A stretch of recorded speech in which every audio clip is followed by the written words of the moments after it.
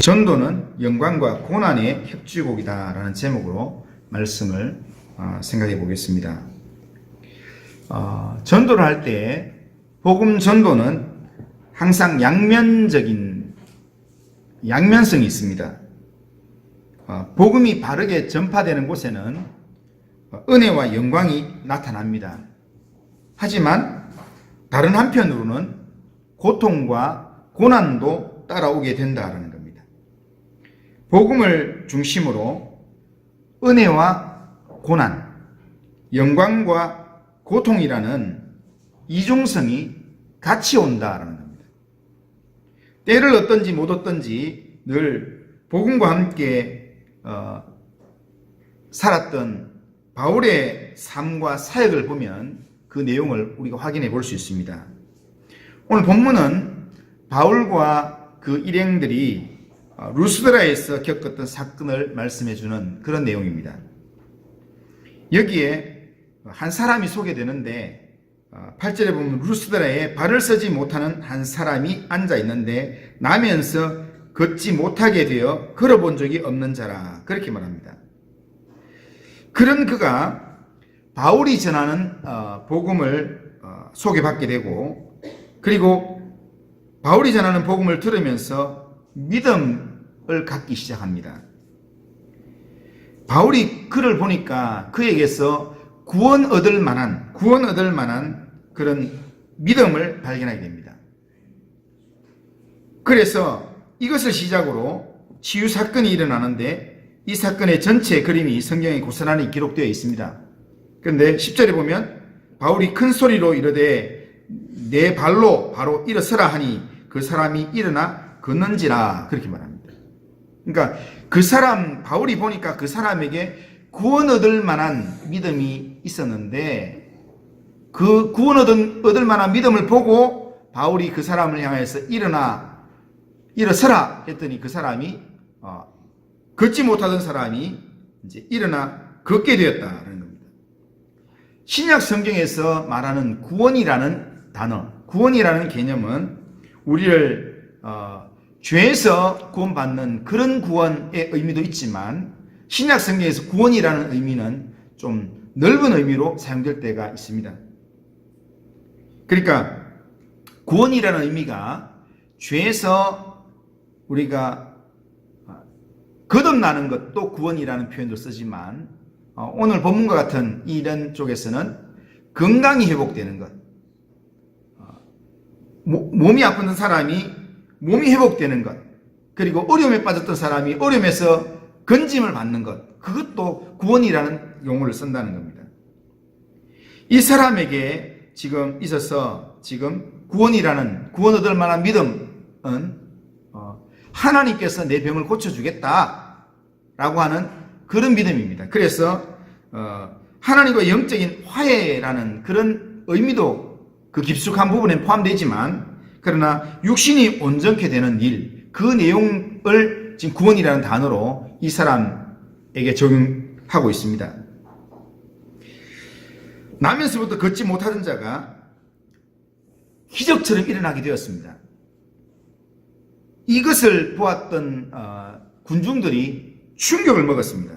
11절에 보면 신들이 사람의 형상으로 우리 가운데 내려오셨다, 그렇게 사람들이 외치기 시작했습니다.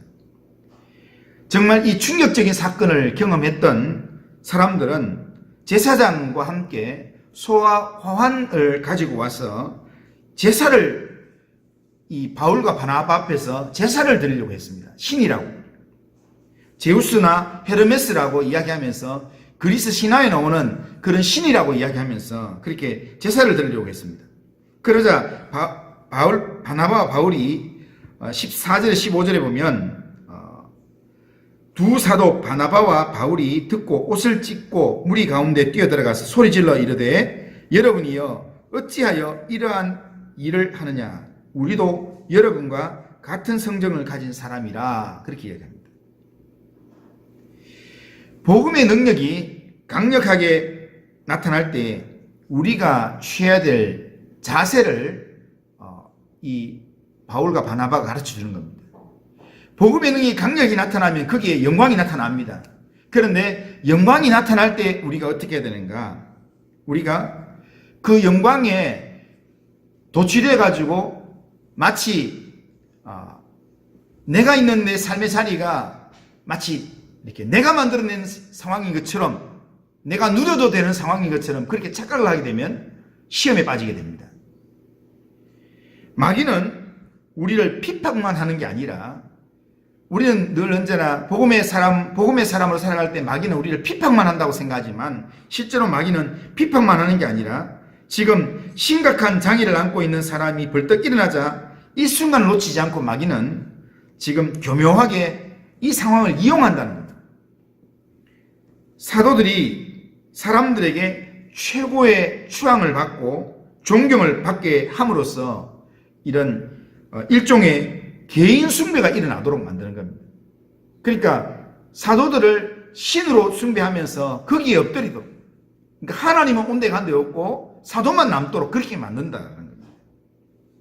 이처럼 마귀는 복음의 능력으로 생겨난 결과를 도리어 전도를 회방하는, 하나님이 발견되지 않도록 그렇게 방해하는 그런 전략을 세운다는 겁니다. 우리가 복음으로 살고 복음을 위해서 살면 반드시 복음의 열매가 맺어집니다. 그 열매를 자랑스러워하면서 그 열매 때문에 영광을 얻는 것, 그것은 당연한 것입니다. 하지만 그럴 때 우리는 조심해야 합니다. 무릇 선줄로 생각하는 자는 조심하라 라고 하는 경고의 말씀처럼, 오늘 우리가 복음에 헌신하면서 열심히 살았는데, 그런데 내가 주목을 받을 때 그때는 조심을 해야 된다는 거예요. 왜냐하면 그 속에 사탄이 역사할 수 있기 때문입니다. 왜 우리가 조심해야 되는가? 그 일은, 바울과 바나바가 했던 이 일은 바울과 바나바가 했는 일이 아니라 실제로는 철저히 하나님이 하신 일이기 때문입니다. 바울과 바나바가 전하는 예수의 이름이 하나님의 이름이 하신 일이기 때문입니다. 그렇기 때문에 여기에서 사람들이 신이 우리 가운데 오셨다, 우리가 당신들을 존경합니다, 이렇게 다가올 때, 그럴 때 그냥 이렇게 못 이기는 척 하면서 그 자리에 남겨 있으면 거기에 내가 기적은 일으켰을지 모르지만 그 사람들한테 하나님의 이름은, 하나님의 영광은 드러내지 못한다는 겁니다. 바울과 바나바는 이런 분명한 인식이 있었기 때문에 그 순간 이 말을 듣자마자 바로 그 자리에서 옷을 찢으면서, 그러면서 안 된다고 그렇게 거절하면서, 우리도 당신들하고 똑같은 성정을 가진 사람이다, 이런 일 못하도록, 이런 일, 사람을 향하여서 제사 드리고 이런 일 못하도록 우리가 복음을 전했는 거다, 하나님을 섬겨야 된다, 이것을 제대로 가르치는 겁니다. 우리는 이런 이야기를 들으면서 이걸 남의 이야기처럼 여겨서는 안 됩니다. 왜냐하면 우리 모두는 마음속에 뭐가 있냐면 인정받고 싶어하는 욕구가 다 들어있습니다. 그렇기 때문에 어떤 거창한 일은 아니다 할지라도 복음 전파의 어떤 일이라든지 우리가 어떤 하나님의 일을 하고 난 다음에 우리에게는 보상받기를 원하는 그런 심리가 우리 속에 있다는 겁니다. 그래서 이 심리가 우리의 마음 가운데 보상이 안 되면, 내가 보상이 돼야 되는데 보상이 안 되면 마음속에 이 충족되지 않는 이런 이 마음 때문에 실망감을 가지게 되고 좌절감을 가지게 된다는 겁니다. 그렇게 되면 이거는 지금 누구의 마음이냐면 사탄이 주는 마음입니다. 우리가 전도를 하고 우리가 교회 일을 하는 게 보상을 받기 위해서 하는 겁니까? 만약에 보상을 받기 위해서 한다면 이 일을 할 게 아니라 뭘 해야 되겠습니까? 바깥에 돈 버는 일을 해야 되죠. 우리는 찌짐을 굽고 우리는 짜장면 전도를 하고 여러 가지 일들을 할 때 주의 영광을 위해서 하나님께서 내게 맡기신 그 은혜가 하나님께 내게 주신 은혜가 너무 크고 하나님께서 나를 통해서 하실 일이 너무 감사하기 때문에 내게 건강 주시는 대로, 내게 힘 주시는 대로 내가 일들 감당합니다, 이런 마음으로 우리가 감당해야 되는데, 그게 아니라 지금 마음에 그런 마음들이 우리의 마음에 정말 이렇게 어떤 일이 충족되지 않아 실망감이 생기고 좌절감이 막 생긴다면 이거는 분명하게 우리 짚고 넘어가야 될 것은 사탄이 우리 속에서 우리를 하나님의 자리로 나가게 만드는 유혹거리라는 겁니다. 그리고 또 하나는 자기 영광이라는 사실입니다. 이게 내가 했다라는 마음을 갖게 만드는 겁니다. 그러니까 하나님의 영광의 자리를 내 걸로 만드는, 이거는 사탄이 우리를 아주 교묘하게 주일 열심히 하고 난 다음에 끝에 가서 주님이 나는 너를 모른다 이렇게 말하는 그런 자리로 나가게끔 만드는 사단의 교묘한 수수라는 겁니다. 그렇기 때문에 우리는 철저하게 우리는 교회 일을 하면서 또 하나님의 일을 하면서 하나님 앞에서 일을 해야 합니다. 하나님의 일을 하면서 여러 일들, 교회 일을, 하나님 일을 하면서 하나님과 상관없는 일을 하게 되면 열심히 하고 난 다음에 나중에 하나님께서 도무지 나는 너를 알지 못한다 이런 아주 비참한 이야기를 우리가 듣게 될 수 있다는 겁니다. 그렇기 때문에 이 바울과 바나바의 이 태도처럼 철저하게 내가 한 게 아니라 하나님이 하셨습니다. 우리는 존경받아야 될 자리가 아니라 영광을 받으면 감사하지만 그러나 이 영광은 하나님이 받으셔야 될 것입니다 라고 고백하면서 영광을 하나님께 돌려야 된다는 겁니다. 이것이 우리가 전도자로서 살아가는 삶에서 우리에게 중요한 내용입니다. 우리가 전도하고 난 다음에 누군가가 전도에서 왔습니다. 그러면 저 사람은 내 전도 열매다 이렇게 해서 나의 자랑거리로 삼는 게 아니라 내가 데려왔지만 저 사람을 예수 믿게 만들고 하나님 앞에서 믿음으로 살게 만들었던 분은 하나님이시다. 이 고백이 항상 우리 마음 가운데 놓치면 안 된다는 겁니다. 그리고 이 내용 속에서 우리가 또 하나 기억해야 될 놀라운 반전이 하나 있습니다. 오늘 우리가 19절을 읽었는데요. 19절을 보면 유대인들이 안디옥과 이고니온에서 와서 무리를 충동하니 그들이 돌로 바울을 쳐서 죽은 줄 알고 시외로 끌어내치니라 그렇게 되어 있습니다. 은혜의 사건이 놀랍게 일어난 이후에 그 바로 직후에 뭐가 있냐면 강력한 박해가 외부에서 닥쳐왔다는 겁니다. 하지만 이런 사건들이 생길 때 우리는 이상하게 여길 필요가 없습니다. 왜냐하면 우리가 기억해야 될 것은 능력이 많은 곳에는 반드시 사탄의 역사가 있다는 겁니다. 능력이 많이 있는 곳에는 시험이 많이 있다는 겁니다. 우리는 이것을 기억하면 예수님이 공적인 공생애를 시작하려고 할 때 사탄이 시험했던 것처럼 우리가 주님을 닮은 만큼 주님의 영광만큼 뭔가 엄청난 일을 하려고 하면 사탄이 반드시 우리를 시험하게 되어 있습니다. 그런데 우리가 그대로 내버려둬도 이게 주의 영광을 드러낼지 안 드러낼지 희미한 신앙이면 사탄이 건드리지도 않습니다. 시험 주지도 않습니다. 오늘 우리의 삶 가운데 우리가 믿음으로 살려고 하고 전도하고 하나님의 영광을 위해 살려고 하는데 우리의 삶 가운데 시험이 있다. 이것은 당연히 올 수 있는 이야기다. 우리가 그렇게 이해를 해야 합니다. 아무튼 사람들이 지금 유대인들이 와서 바울이 바나바와 이렇게 탁월하게 말씀을 전하면서 이렇게 기적적인 일들을 감당하고 거기서 많은 사람들이 예수 믿는 자리에 나오니까 그러니까 이들을 모함해서 시기하고 그렇게 해서 말 잘하는 바울을 돌로 쳐서 죽였습니다.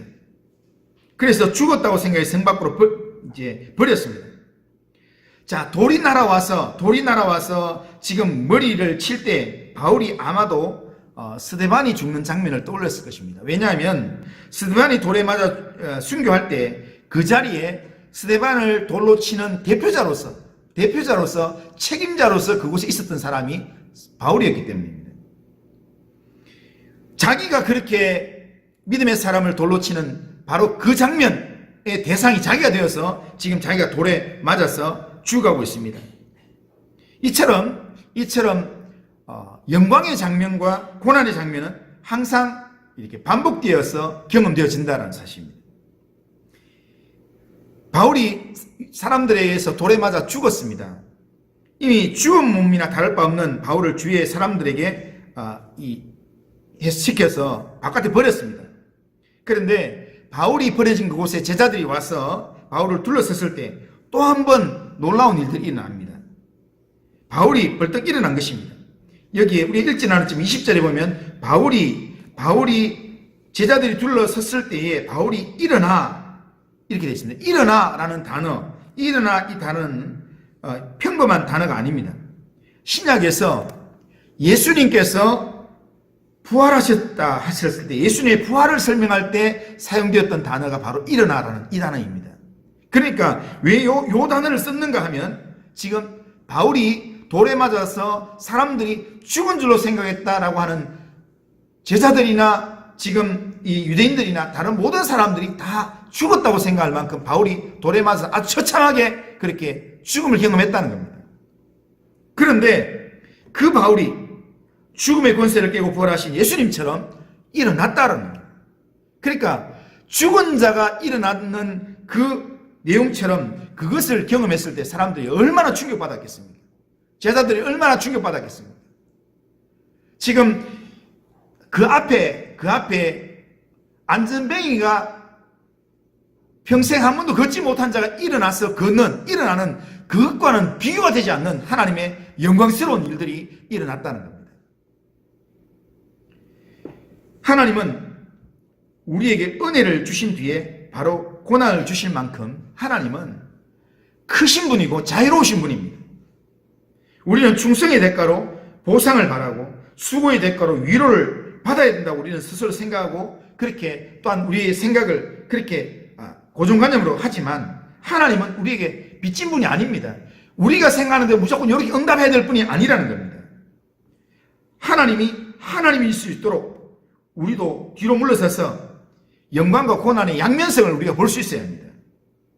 믿음으로 살아가면서 만나는 모든 일들, 그 일들을 행, 불행, 불호, 이런 행복, 불행한 것, 좋은 것, 안 좋은 것, 이런 내용으로만 이렇게 이런 관점에서 보는 게 아니라 나를 그리스도 앞에 이끌고 내 안에서 그리스도의 형상이 더 선명해지도록 하기 위해서 우리가 그런 과정으로 이 모든 일들을 보는 겁니다. 하나님께서 하나님 되심을 드러내는 내용으로 우리가 내용들을 보는 겁니다. 그렇게 보면 그러면 하나님의 역사 앞에 분명히 사탄의 고난이 있고 방해가 있지만요. 하나님의 일하시면은 고난도 따라오지만 하나님의 믿음으로 살아가는 자에게 더 큰 영광으로 하나님께서 계속해서 하나님을 바라볼 수 있도록 하나님의 일에 헌신할 수 있도록 하나님께서 만들어 가신다는 거예요. 안전뱅이를 일으키는 그 일에서 고난을 겪고 난 다음에 죽은 자를 살리는 죽음을 경험하고 다시 살아나는 그런 경험을 하도록 만들어 주신다는 겁니다. 우리가 하나님 앞에서 하나님을 믿는 믿음으로 살려고 하면 우리의 이 죽은 영혼이 살게 되는 그런 역사를 경험하게 만든다는 겁니다. 분명히 내 마음이 지금 복음에 대해서 때로는 말씀에 대해서 기도해도 한마디 기도도 잘 안 나오는 이런 죽어있는 마음이 살아나도록 하나님께서 역사하신다는 겁니다. 내가 하나님 앞에서 믿음으로 살려고 하고 하나님의 말씀대로 살려고 우리가 믿음으로 결단하고 그렇게 나아가면 그 나아가는 과정 가운데 열매도 있고 고난도 있습니다.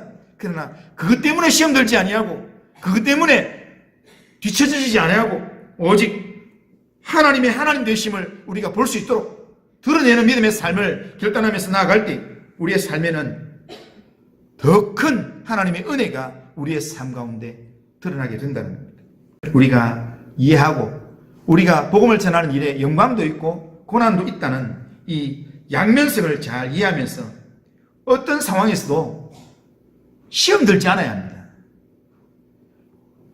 우리가 주의 일을 감당하려고 우리가 몸부림치고 할 때 그때 사탄이 제일 장난 많이 치는 게 우리가 그 일들을 집중하지 못하도록 시험 들게 만듭니다. 자꾸 딴 것을 바라보도록 만든다는 겁니다. 시험에 들면 우리가 진짜 하나님 주신 영광 가운데 나아가지 못합니다. 우리가 어떤 상황에서도 시험 들지 않고 우리를 통하여서 진정한 생명의 복음이 채워지고 생명의 복음이 흘러갈 수 있도록 늘 주만 바라보고 주의 뜻만 바라보고 하나님의 하나님 되심이 내 삶 가운데 나타나기를 사모하는 마음으로 그렇게 주님 의지하면서 나아가면 하나님께서 하나님의 때에 하나님의 방법으로 생각지 못한 그런 은혜와 능력을 우리의 삶 가운데 베풀어 주실 줄로 믿습니다. 그런 믿음의 훈련을 하시면서 또한 생명 40일 이 훈련 기간을 보낼 수 있는 우리 모든 성도님들 다 되시기를 주님의 이름으로 축원합니다. 자, 우리 같이 한번 찬양.